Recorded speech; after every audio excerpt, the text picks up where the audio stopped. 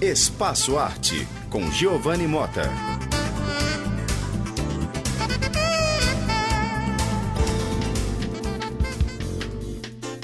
Espaço Arte, literatura. Espaço Arte de volta, 5 horas mais 21 minutinhos. A gente segue ao vivo aqui na sua Nacional AM Brasília e também pela internet no www.ebc.com.br.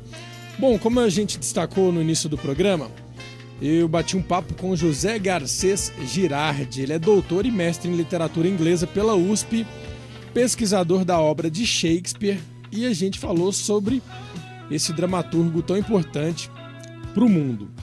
Ele lança o livro O Mundo Fora de Prumo, Transformação Social e Teoria Política em Shakespeare, um lançamento pela editora Almedina. Vamos conferir. Professor Girardi, muito bem-vindo aqui à nossa Rádio Nacional. O senhor pesquisa Shakespeare há um bom tempo, né?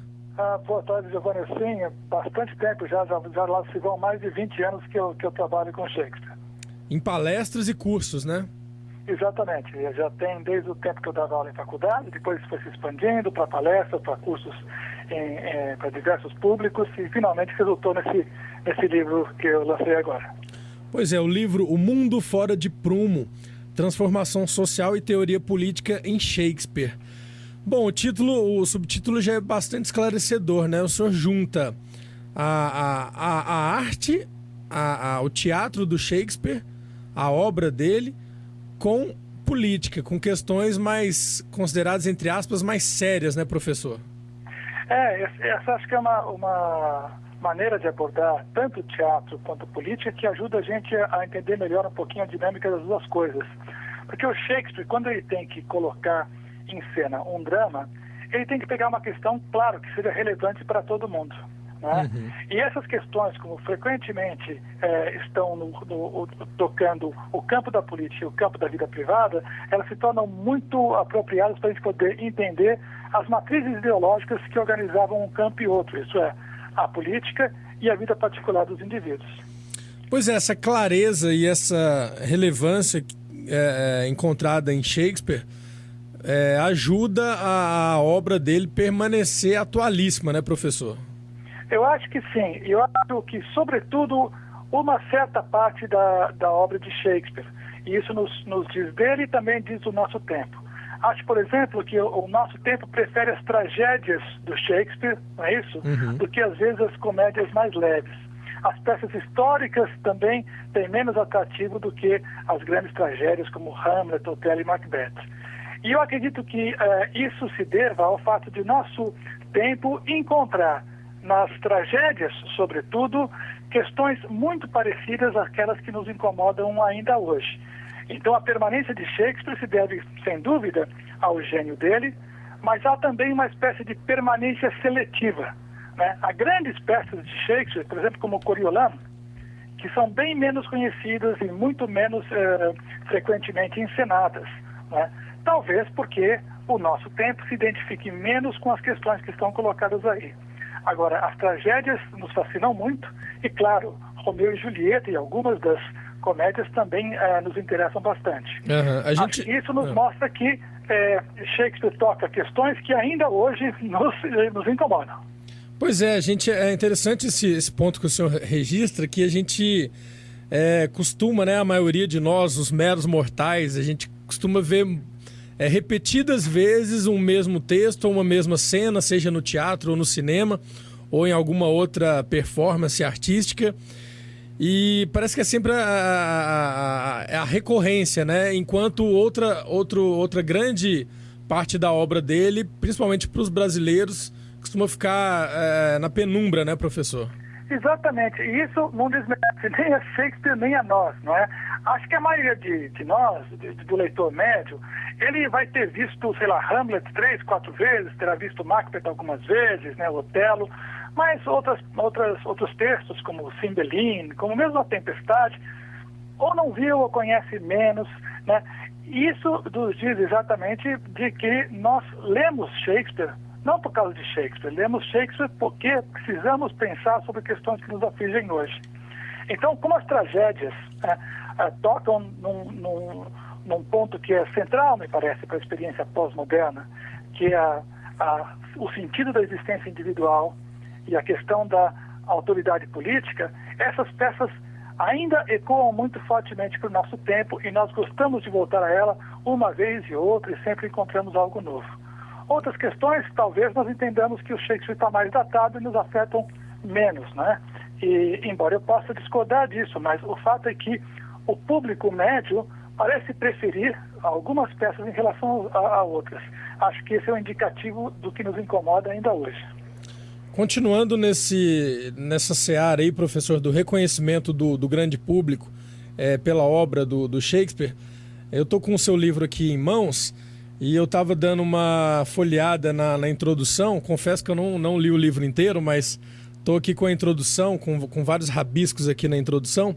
Claro. E é interessante um ponto que o senhor chama para a gente, de alguns críticos ou estudiosos ou gente que quer falar de Shakespeare e para querer resumir a história, colocam como um homem à frente da sua época, né? Eles adoram falar, definir um gênio com essa máxima, né?